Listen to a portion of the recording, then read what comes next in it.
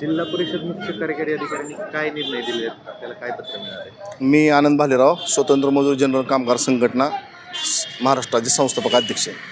आम्ही महाराष्ट्र शासनाचा ग्रामविकास विभागाचा आदेश होते की ग्रामसेवकांनी बांधकाम कामगारांना 90 दिवस प्रमाणपत्र देणे बंधनकारक आहे. पण धाराशिव जिल्हा परिषद येथील ग्रामसेवकांनी पूर्ण ग्रामसेवक संघटनेनं ठराव घेतला. म्हणजे हा ठराव म्हणजे असा शासकीय नव्हता. त्यांच्या संघटनेने ठराव घेतला की कुठल्याही पंचायतने बांधकाम कामगारांना 90 दिवस प्रमाणपत्र देऊ नये. मग या विरोधात आम्ही आंदोलन केलं आणि निवेदन दिलं माननीय CO साहेबांना, मुख्याधिकारी साहेबांना. मग त्यांनी त्या अनुषंगाने आमची 11 तारखेला मीटिंग लावली जिल्हा परिषदमध्ये.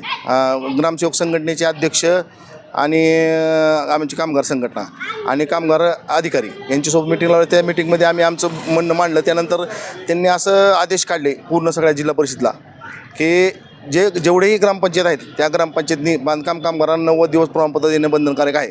हा शासनाचा नियम आहे. आणि बांधकाम कामगाराची खात्री करून जो बांधकाम कामगार ज्या गावामध्ये काम करतो तेथील ग्रामसेवकाने त्यांना 90 दिवस प्रमाणपत्र देणे बंधनकारकच राहील. हे प्रमाणपत्र जर ग्रामसेवक देत नसेल तर आपली काय भूमिका असणार आहे? आता त्यांनी आम्हाला सांगितले जो ग्रामसेवक प्रमाणपत्र देणार नाही त्याची तुम्ही रीतसर तक्रार करा. तर आमची अशी मागणी इथून पुढे राहील. जर ग्रामसेवकाने जर बांधकाम कामगारांना खात्री करून जर 90 दिवस प्रमाणपत्र दिले नाही तर आम्ही त्यांच्यावर गुन्हे दाखल करा अशी मागणी करणार आहोत. या निर्णयाचा कामगारांना कसा फायदा होणार आहे? या निर्णयामुळे बांधकाम कामगारांची नोंदणी एकदम सुलभ होईल. जो बांधकाम कामगार आहे तो कुठल्याही लाभापासून वंचित राहणार नाही. शैक्षणिक लाभ, मुलीच्या लग्नाचे किंवा स्वतः कामगाराच्या लग्नाचे असे जे लाभ आहेत ते लाभ त्यांना मिळणं सोयीस्कर होईल.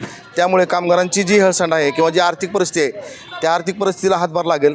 त्यामुळे माझी अशी विनंती आहे ग्रामसेवक संघटनेला सुद्धा की त्यांनी पूर्ण सगळे जेवढे जिल्ह्यातील कामगार आहेत त्यांना 90 दिवस प्रमाणपत्र देण्याची काळजी घ्यावी.